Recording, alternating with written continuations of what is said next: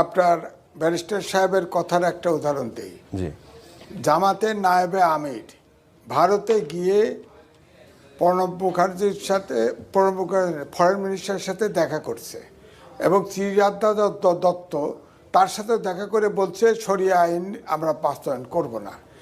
American ambassador তিনি আগেও বলেছেন আমেরিকা জামাতের সাথে বন্ধুত্ব করতে চায় এবং আজকে এখানে টকশো করছি। আজকে জামাতের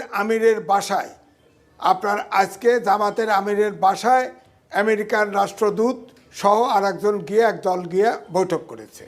তো বৈঠক আমি যেটা নিজেও লিখেছি যে আমাদের দেশের নির্বাচনে আমরা হতভাগ্য দেশ, আমাদের নির্বাচনে সকল পরাশক্তি অ্যাক্টিভ থাকে, এটা বুঝতে হবে। তো এখন যদি বলেন যে ভারত অমক আগে তো আওয়ামী লীগ ফ্যাসিস্ট